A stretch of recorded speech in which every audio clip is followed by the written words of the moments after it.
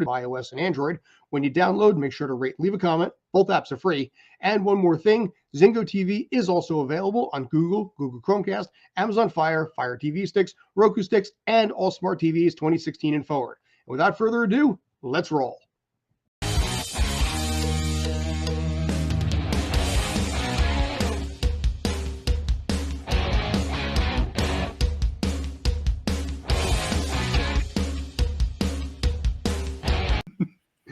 Hey folks, what's going on? I'm Scott. That's JD. This is the Sports Den, and that down there is a very happy, very content, very excitable, and very laid back Brandon Kaye. Gentlemen. Yeah. Takes the glasses off for dramatic effect. Hold on, I'm blinded. Here we go. Back to inside glasses. But yeah, I mean, I'm on a heater right now, pun intended. And I don't see this stopping anytime soon. Sir, the floor is yours. Go for it. I would just like to say that I had missed last week's show because it was my birthday. But then, we had the week before that and a couple of weeks before that, we were kind of in the midst of the earlier round of the playoffs. And the Heat were still taking care of business. I don't know. I wasn't expecting this one.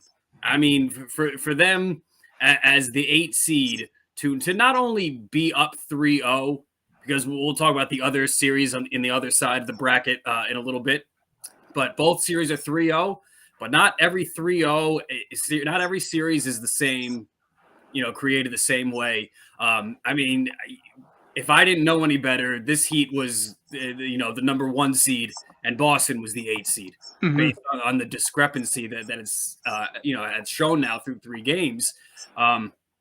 But it's just this team is so kind of they feel bulletproof. I mean, they the way they are so in sync, and the love they have for all these guys. You hear Bam and Jimmy and Kyle and all these guys talking post game, and just and Gabe Vincent and the support and love and the faith that they have in each other.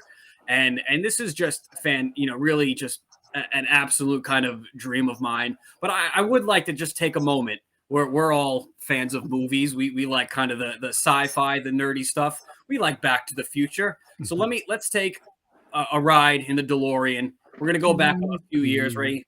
August 2020. And last time I checked, right, we're in a DeLorean, 88 miles an hour. Here we are. We're in the bubble now.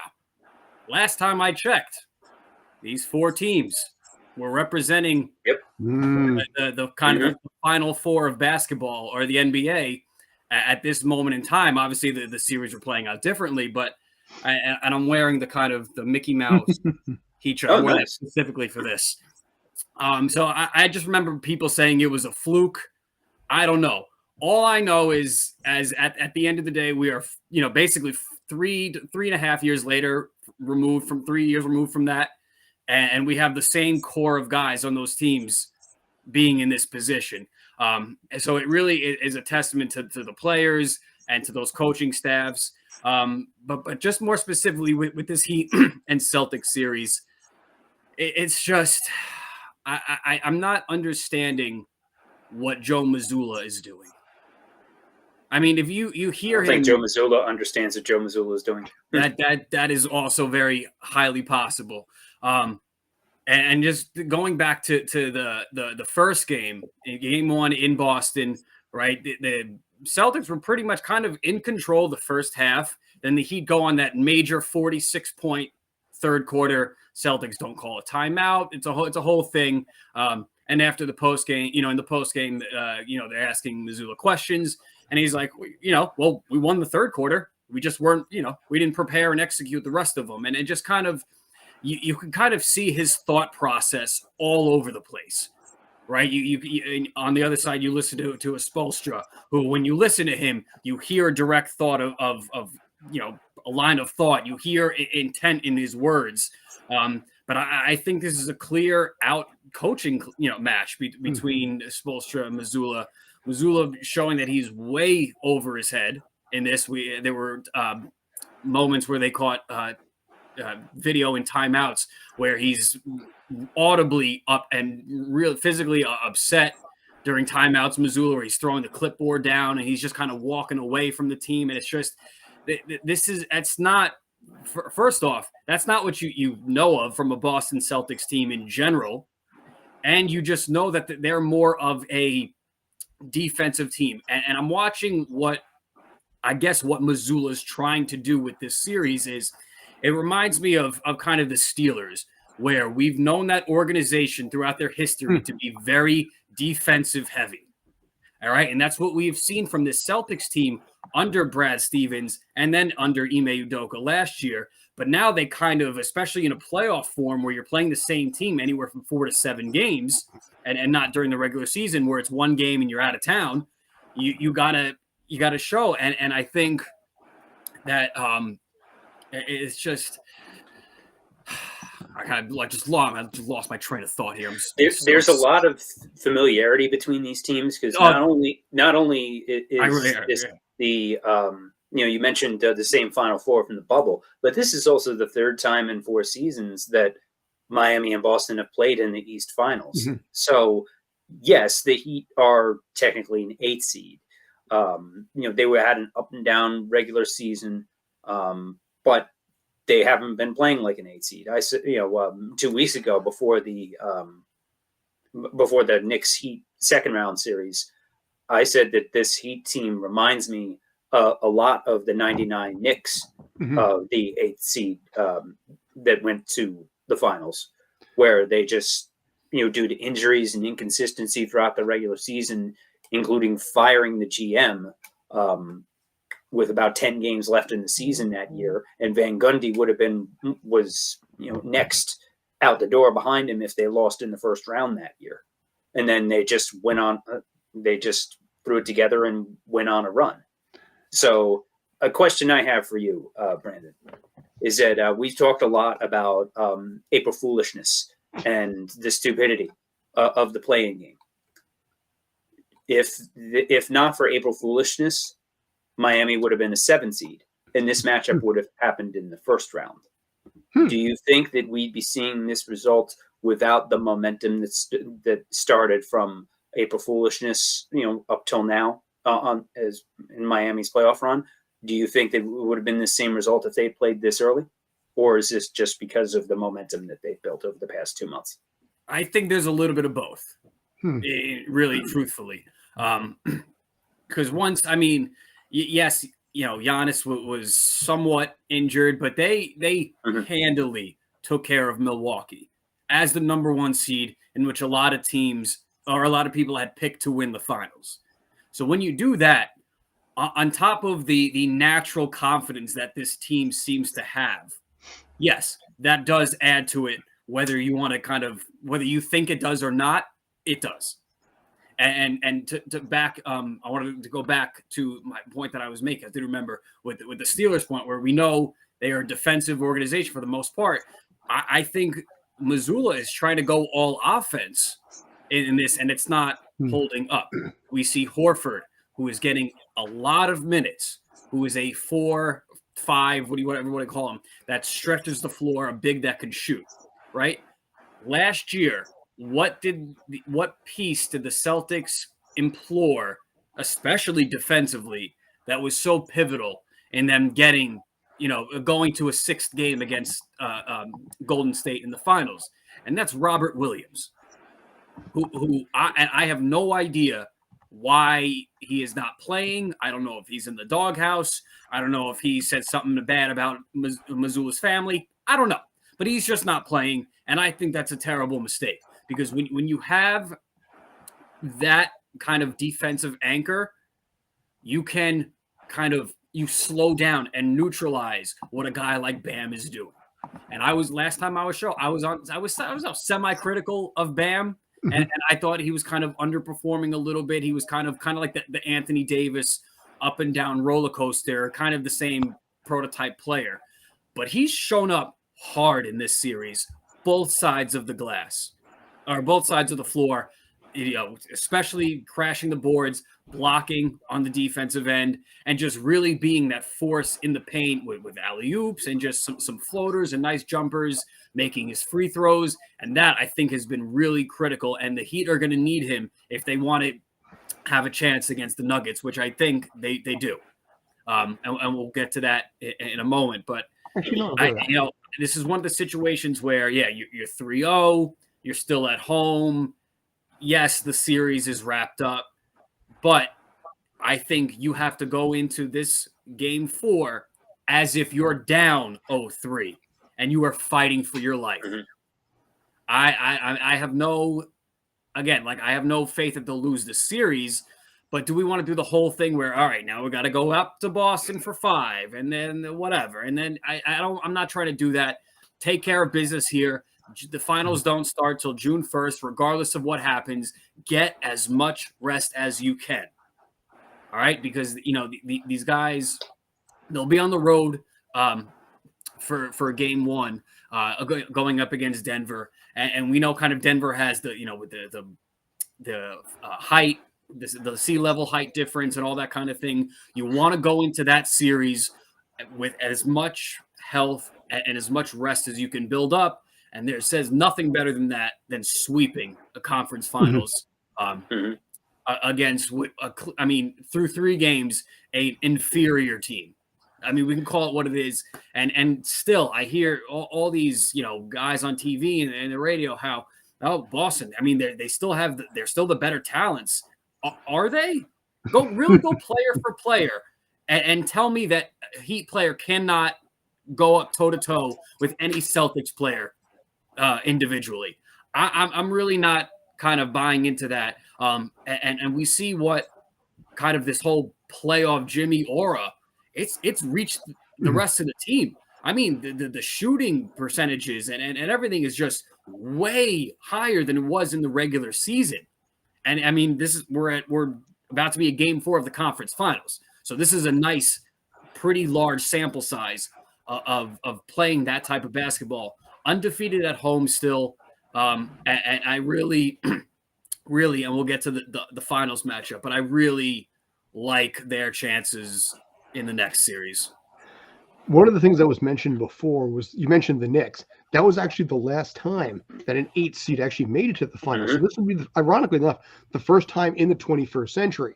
Additionally, maybe it is something in the water down there, because right now you have the underdog Heat a game away from the finals, and the underdog Florida Panthers 2 games away from the Stanley Cup final. Both teams expected to have no real shot.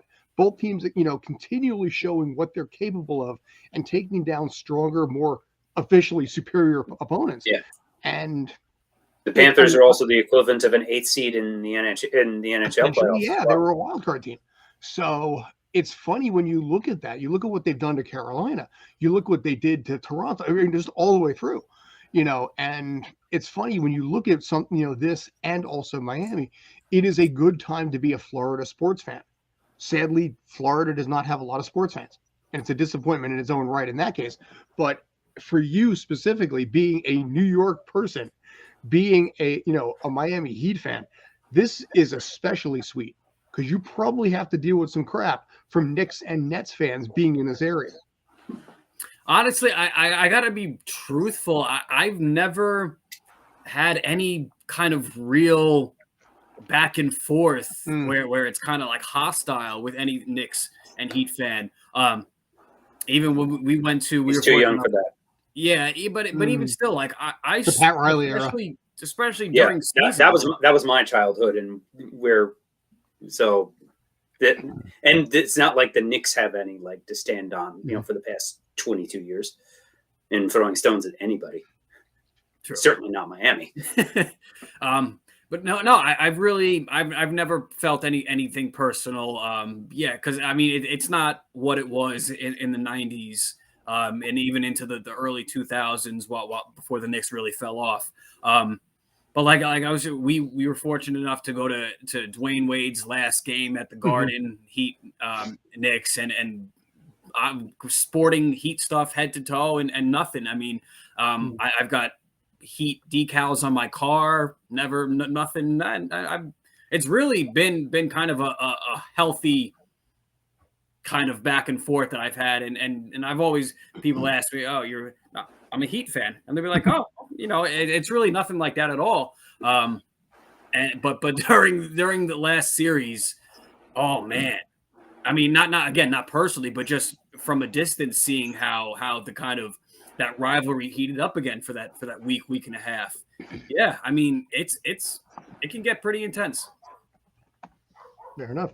And the NBA fandom in the New York area, because the Knicks have been so bad for so long, it doesn't have the passion that it used to. Like I grew up a Knicks fan. I couldn't stand those Heat teams. Jeff Van Gundy said recently, where he was upset. Where I guess Tim Hardaway works as a scout for the Knicks now or something, and he was upset about that, and we're just like, seeing it makes me sick. We had kind of real old man energy for a bit, and just the rivalry isn't like that anymore. Although there might be some juice to it now going forward after this playoff matchup, we'll see.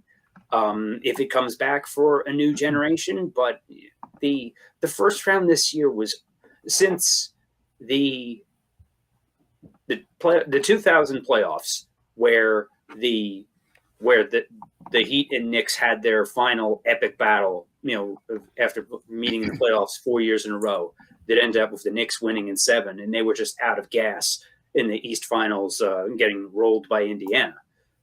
Since then, the Heat have been one of the most consistent franchises in basketball, and the Knicks have won 2 playoff series since then. Once in 2013 and once this year. That's it. So casual Knicks fandom to the point of hating another team, aside from when everybody hated Trae Young for 2 weeks, 2 years ago, you really don't find that anymore. And if it is, it's for a team like the Celtics, or maybe to a lesser extent the Sixers. Like, you don't really, the rivalries involving the Knicks aren't what they used to be, because you need both teams to be good, and the Knicks haven't been good for up until this year, really. Yeah. And the Nets, just a joke, top to bottom, a joke. But I mean, look, depending on how forget the Nets, but just with the Knicks, just in terms of this rivalry and stuff like that, depending on what the Knicks do, these teams can start and re-spark that rivalry again, especially if you have these players on these teams where they have that real kind of, I hate kind of to say it, but that Jordan-esque mentality, where it's kind of that really bulldog scrappy, we're gonna fight you and to the death over this game, and Jimmy Butler exonerates that more than anybody. But it's just really, really interesting and just really fascinating, because going into this final series, I think is going to expose what type of a fan you are, just like it did with the bubble. Because unless some cosmic, atmospheric something happens where the Lakers and the Celtics both come back, not even just one of them, both of them come back, and we get the Lakers Celtics finals, as basketball fans, you love this Nuggets Heat matchup. Yes. NBA fan, you don't. And it's very interesting to see once you get to this late, this point in the season, and the league office doesn't. Right. And you see kind of who is who, because you cannot convince me that during the bubble, when it was just these guys on one court playing basketball, you cannot convince me that the best team at the end of the day didn't win, because there is nothing. Everybody is on equal playing fields. There are no or minimal distractions, and that is pure basketball the way it was played 150 years ago, 100 years ago. Now we're going to have kind of the same I'll just say team setup, just because it's kind of the same 4 teams, just just 2 different kind of representatives than the last time. It's kind of that same thing: the basketball fan and the NBA fan, and we're going to see kind of basically who's who. But and because it's going to be a storyline of and I see it all the time on social media, like nobody wants to see the Heat versus the Nuggets. No. NBA fans don't want to see that. Basketball fans want to see that, and Heat and Nugget fans. So that's my kind of my thing on that. And I really, if we're gonna just kind of give a prediction, I'm gonna really ride this.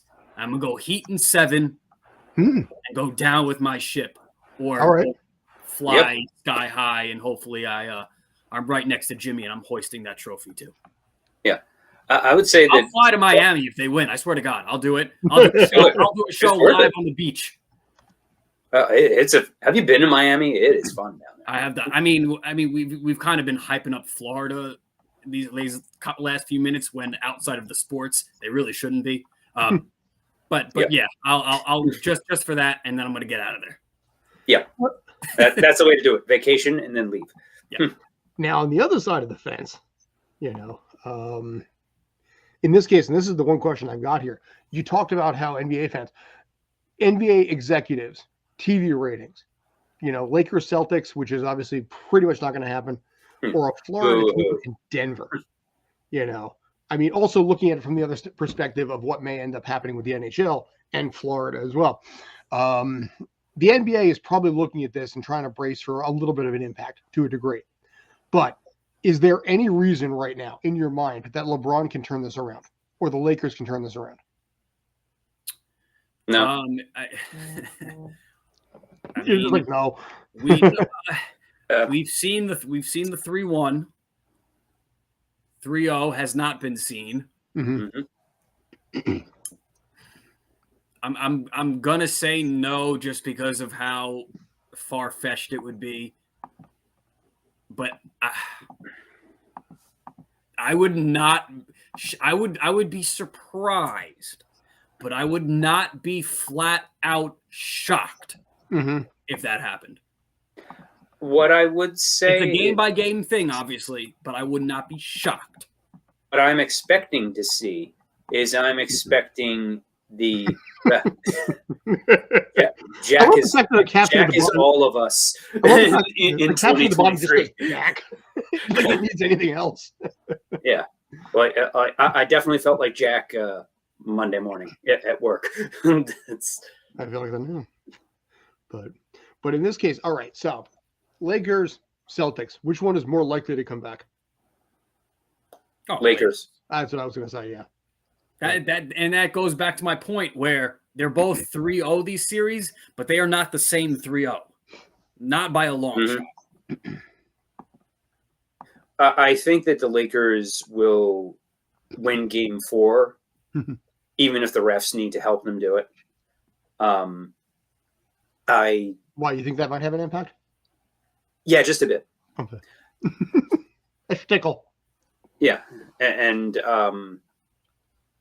if you really, I've fallen down some internet rabbit holes of breaking down the free throw disparities in between teams in Lakers playoff games. So I think that they'll win Game 4, and anything can happen one game at a time, as Brandon said. But do I think it's going to happen? No, because aside from LeBron and Davis, this is nowhere near NBA Finals talent on that Lakers roster. Who's their third best player? D'Angelo Russell, who's been complete garbage in this series. Like they have Austin nothing. Reeves. Austin Reeves. I mean, granted, you have Jokic on the Nuggets side, and he's the only real bona fide superstar on the Nuggets. Which that's the other thing, is that if assuming that barring a meteor hitting, that we are getting a Heat Nuggets finals, this is the first time I can think of in a long time that there's been one go-to star on each team and not 2 or 3 stars, because usually you need 2 or 3 superstars on your team in order to win a championship. And if you go back historically, really the only one that doesn't fall into that is the 2011 Mavericks. Mm-hmm. You know, where they had Kidd and Dirk, but that was about. What would be it. The last one? Like Bill Walton's Blazers? Maybe I'd say maybe the Sonics team. Yeah, maybe. probably those 79. Yeah, those. Yeah, the 79 Sonics team that had Dennis Johnson, I think Jack Sikma, and not much else. I mean, the 60s were all Celtics, mm-hmm. right? Yeah. And that was, for that time, a super team. The 80s, we know what that was. The 90s, and then it's got to be one of those 70s teams. Yeah, one of those 70s teams, or 2011 Mavericks, and even they had 2 Hall of Famers. But you don't have that with either the Nuggets or the Heat. Like Jokic and Butler are the only future Hall of Famers I see in this series. I don't even, but also I admit I'm not being an NBA guy as much. I don't know I don't think I've watched any Nuggets games this year. So I will throw that full disclosure out there. Yeah, they're one of those weird teams because they are treated like, as deservingly such, as one of those primetime teams, but because they are in those middle of the country time zones, it's kind of it's a bit funny on how you can and when you're going to be able to watch them for an entire game. You'll get some spurts because of how late in the night they start, but yeah, it is hard out in our area to get full Nuggets games, and for us to consciously be up for full Nuggets games. Yeah, Jamal Murray's a solid player. Michael Porter Jr. is all right, but you have Aaron Gordon. The other name, looking at this Denver roster and their stats this year, there's just nobody else on here that moves the needle as far as superstar or all-star ones that I can see. Yeah, with Denver, they're one of those teams where you have a kind of a balanced roster. You have the guys that are playing up to or kind of above their regular season. Jamal Murray, who was balling out in the bubble, funny enough, balling out here again. So not to get back on that point, but I think, and then you get to the coaching staff. Mike Malone. He's a damn good coach. They have a system, and a coaching staff in Denver that knows the roster they have and knows how to utilize him. Joe is the facilitator of all there. You have the guy in Murray who could complement that. You have the rest of the roster, and it, it's working out. They're favored to win the title, and we'll see what they do, barring some astronomical and cosmic shift where they don't make the finals. But now, another take I'll go back to on this before we move on to another topic is one article I read today, which I wholeheartedly agree with, is that it is good seeing some different teams, some low seeds making a run. Although Miami's a low seed, they are still one of the usual suspects. But much like the baseball playoffs last season, this proves once and for all the NBA regular season is meaningless. Why do you expect people to pay full price for tickets when half the players don't even want to play or don't even try, because they're resting up for the playoffs, because the playoffs are what matter. A random regular season game in January does not. Well, that was some of the thing. We'll get to baseball and the Yankees in a bit, but that was part of the problem. We'll get to that in a sec about, Aaron Judge being benched yesterday. But in his own time, sorry. Yeah, but just these, for the NBA, Major League Baseball especially, and to a lesser extent the NHL. But the NHL playoffs the Stanley Cup playoffs have an inherent randomness to them. But NBA regular season, you used to say, oh, well, at least you got a high seed, and there weren't very many upsets in the playoffs, as we talked about. There really haven't been. Now it's been crazy. It's like March Madness, seeing some of the teams, but also the parity throughout the season, where there was 5 games separating third place from 8th in the West, if that. And everybody was just kind of jumbled together all seasons, which, but 1 through 8, it was tighter than it's been in a long time. So there is parity. It's weird how there's both parity and not parity at the same time in the NBA. It's weird, but somehow there is, where it's both the same few teams all the time, but also more teams have a chance. Like Miami's making a run as an 8th seed, but also this is the 3rd time in the last 4 years they've been in the conference finals. So is it really that much of a run? You could go both. You could go either side on that. Winning the title would solidify it. Sure. It's one of those things. It's one of those things where they're at the point where it's either kind of par for the course for what they've been doing the last half decade, or really decade and a half, or really something truly historical, in starting from at really the absolute bottom of this kind of this level of teams to get into this dance, where you really went from the bottom to the top and knocked out heavy hitters in doing so. Yeah.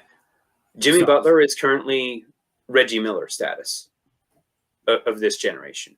But in order to make that Jordan, Kobe, LeBron jump, he needs to finish this, and the Heat need to win. In order to make that jump as far as next level all-time greats, facts are facts. He needs that championship. This could be the year to get it. Right now, he's Reggie Miller, which is damn good and Hall of Famer. But with no ring, that's where it stays for now. Fair. And if he were to win, it would open up a conversation that a lot of guys would be dragged into. A guy like maybe a Kevin Durant, who a lot of people would say, that one ring in those circumstances, will there be people that wouldn't take Jimmy Butler over KD all time now if that were to happen? I think that becomes a question. And not only that, I want to say this about the Heat. They would end up doing that, beating a 4, a 2, and both number 1 seeds. I mean, that's and losing. Well, I mean, at this point, they've only lost 3 playoff games, and then we would see what happens in that Nuggets series. But going through and losing a very few, you almost count them on one hand how many times they've lost in a playoff run. And just going into April foolishness, going into the actual tournament, the actual playoff, first round and stuff. The Heat were the last. I'm going to say that again. Last, the least scoring team in the regular season. Okay, and then to even kind of put it into a very look through a microscope for one game last night. It's the you don't know the score. I'm going to tell you the Celtics got 21 offensive rebounds, and the Heat got 1. What do you think won that game?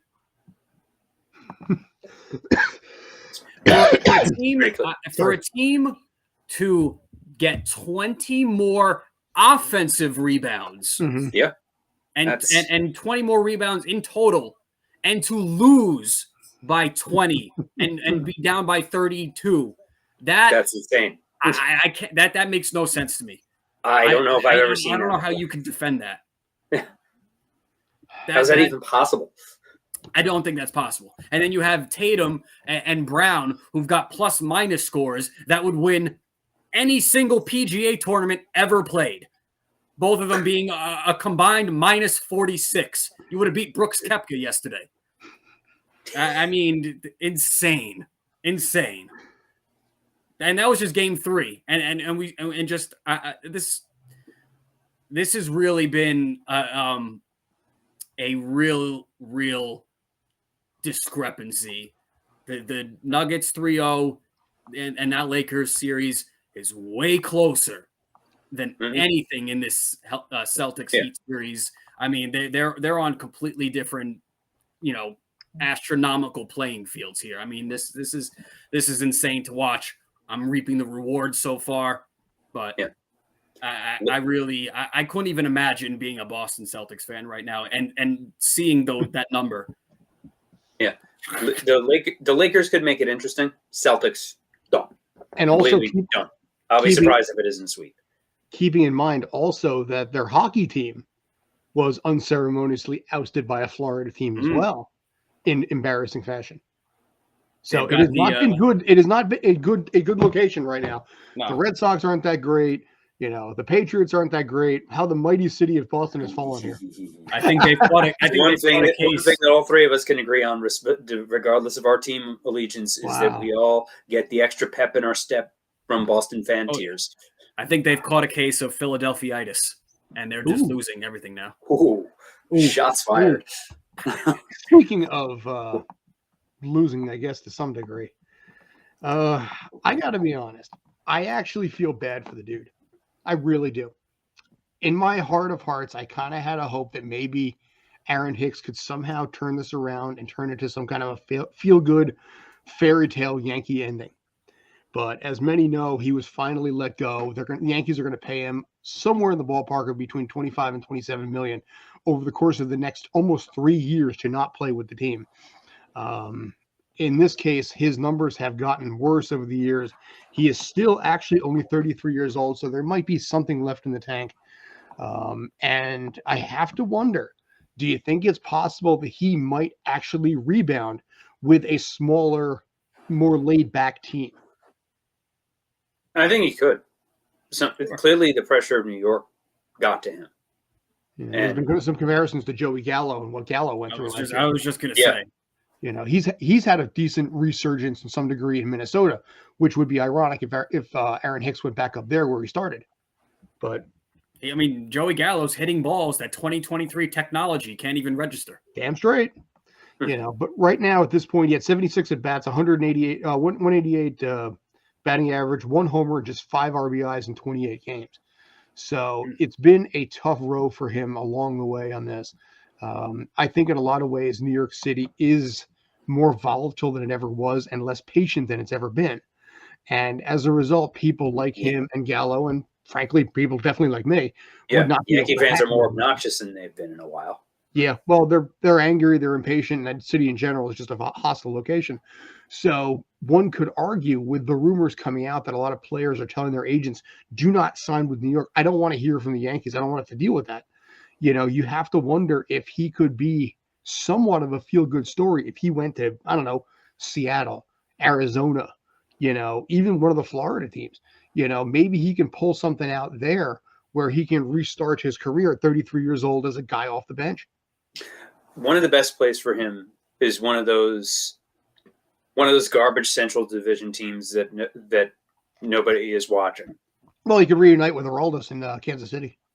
Yeah, like Kansas City, Minnesota, Cincinnati, one of those kind of teams. They can pick him up off the trash heap and pay him, at the league minimum.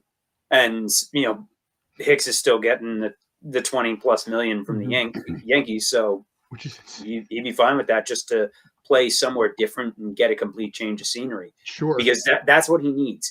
Because even going to a place like LA or Seattle wouldn't cut it. I think it needs to be LA is too big. Seattle, maybe Pittsburgh. A place like Pittsburgh, Cincinnati, Minnesota, Kansas City, Cleveland. You can consider possibly even to a degree. Yeah, like a Central Division team, whether it's National or American League. Colorado, take advantage of the high altitude. Possibly, we know they like to just randomly. There's no pressure to pay him, so some team would give him would I think that he'll Gallo did. he'll That might be settle in. psychologically left over Yeah, from what happened. yeah. Dude needs to go home, clear his head, and then I think somebody will give him. I think somebody will give him a shot and just take a flyer on, even if it's like a minor league contract to go play in AAA somewhere to come to come up. Who knows? But the guy clearly he shouldn't have even been on this Yankees roster at the beginning of the season. It's certainly not starting, and I do feel bad for him playing as badly as he has and getting shelled and killed by all the fans as much as he has. It's Boone's fault for playing him and Cashman's fault for refusing to admit defeat until now. This was dragged out for way longer than it should have been. You know, and you look at a guy like him who's been with the team. This is his 8th year with the Yankees, which shocked me in a lot of ways. Has it been that long? Wow. Yeah, I just looked it up. I counted it twice to make sure I had it right. He, in this case, was actually in the MVP voting. He came in 22nd, mind you, but he was in the MVP voting with the Yankees at one point. But basically because of the fact he had that whole team of an arm. A whole team finished ahead of him. What's that? A whole team worth of players finished. But you know what? Give him credit on that because at least he never showed up on there. That means somebody voted for him for 10th place or something, so he had like 2 points in the votes. Yeah, because I believe the MVP ballot is up to 10 players. Yeah, and he was tied for 22nd with Trevor Bauer and Chris Sale. But yeah, he had 27 home runs that year. But also, people remember he had that cannon of an arm, so he could throw from center field like 102 miles an hour, and that's what I think people fell in love with. I think that's what Brian Cashman and the Yankees fell in love with, that center field replacement for, say, a Brett Gardner. And in this case, obviously, it didn't work out this season. You know, Stanton was injured. You know, Judge has missed some time. You know, a lot of the players that they counted on in the outfielders aren't there. And IKF got moved. Isaiah Kiner-Falefa got moved from the infield to left field to compensate. So, Omoshidoi. So, I remember seeing a post from Trevor Bauer talking about his new experience playing in Japan. So, yeah, Bauer has a lot of reasons that he shouldn't be in the majors, so he can. Is he can stay in Japan. He's still getting paid by the Dodgers, though, right? $40 million. Probably. I believe under the circumstances they may have been able, or I don't know if they were able to claw back any of that under the circumstances because of the suspensions and whatnot. Because I believe he was suspended without pay for the entire season. So at least for one season he wasn't paid, but I don't know what kind of buyout or whatever they did. So he got signed. He got paid something, to get rid of him. Just way bigger numbers than Aaron Hicks. But he's currently 7 games so far, ERA of 4.62, WHIP of 1.405. He's radioactive with the off-field stuff. I don't see him, and the fact that he's just been across the board, just not with the attitude he has, it's not exactly endearing for future employment prospects. Combined with his off-the-field history, which is pretty volatile in its own right. Yeah, it's pretty nasty. So, but yes, close out Aaron Hicks in a second. I would like to see him try and recoup his career. I think a fantastic send-off is he ends up with some random team. I'm just going to go out on a limb. I'm going to say the Braves. Why not? Just for the funsies of it. They play the Yankees, and he hits the game-winning home run at the Bronx and beats the Yankees. I think that would be Kyle's head might explode in our group chat if that happened. Yeah. But or it'll be or some situation where they'll just cut him flat out. A team will pick him up. They play the Yankees the first weekend in the Bronx, and he gets thrown right back into it. Yeah, knowing his luck. But he sees that happens. But he sees it from a different perspective, and he might have a little bit of fire under his ass. Because you remember what those fans do. You remember what it's like for them. I mean, for God's sakes, they booed Aaron Judge last year. That half shocked me that he re-signed with his team on account of that. If they pay, it's for any player signing with this team. That's also what has changed with the Yankees as far as the players that don't want to come to the Yankees. Is for a long time, you went to the Yankees to get paid. Other teams can pay, the Dodgers, the Red Sox, the Mets. You can go elsewhere to get paid. And any free agent that wants to come to New York is going to sign with the Mets now. Oh, go to San Diego. They got some different banking out there. Well, what's funny is that nobody talks about this, but, Hal has not had his team to the World Series. Everybody's talking about Cashman in this case. Hal has not had his team to the World Series since 2009. And that's when he spent through the hill while his father was still alive. So they have not been to the World Series since George died.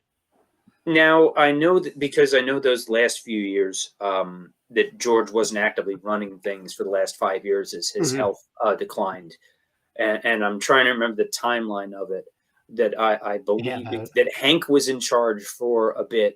And I believe after the A-Rod contract, they basically sent him down to Tampa for him never to return, and now he's unfortunately passed away since.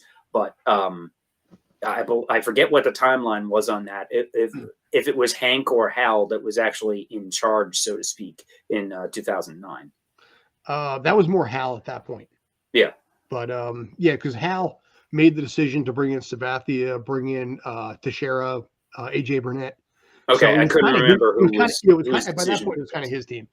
Okay, and then so he does get credit for one team that was bought. Yeah, but nothing since then. And I get it to a degree. They spent through the nose. They paid bank on this because of the fact they wanted to give their father one last shot at a World Series before he died, and he died the next summer. So they gave him one more for the road, which, okay, good son that way. But ever since George died, that team has not been back to the World Series. And that's a weird thing when you think about it.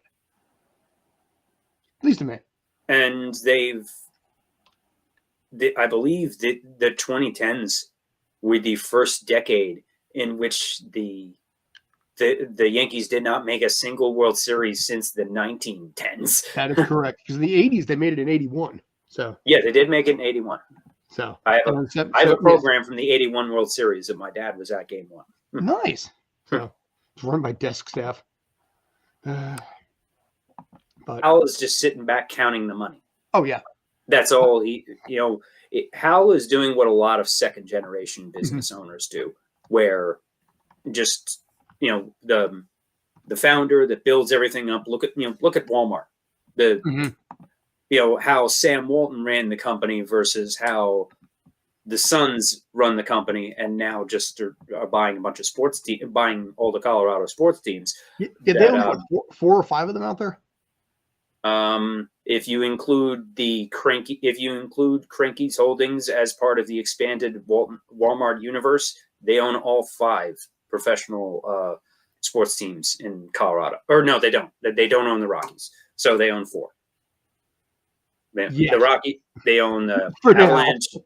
Yeah, for now. Although, because of how terrible Dan Montfort is, Rockies fans, I think, actually would be okay to being folded into that. But you now have the Broncos.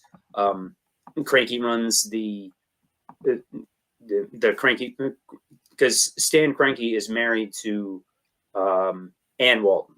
There's a woman Walton in there that owns some stuff too. So one of the Walmart heirs is married to Stan Cranky, who's the owner of the LA Rams, and his son runs the Avalanche, the Nuggets. It's a different Walmart. It's a different Walton heir that owns the Broncos. Rob Walton, the brother, and the Colorado Rapids MLS team. Yeah, okay. So George. So anyway, I kind of went off track there, but but as far as what happens with the iconic companies, the Walmarts and the Apples of the world, that there's a step down when it's the next generation that takes over in most circumstances, and that's what we have with the Yankees, where because they're not the ones who built it, Hal is reaping the benefits of what George built, and isn't really adding to it.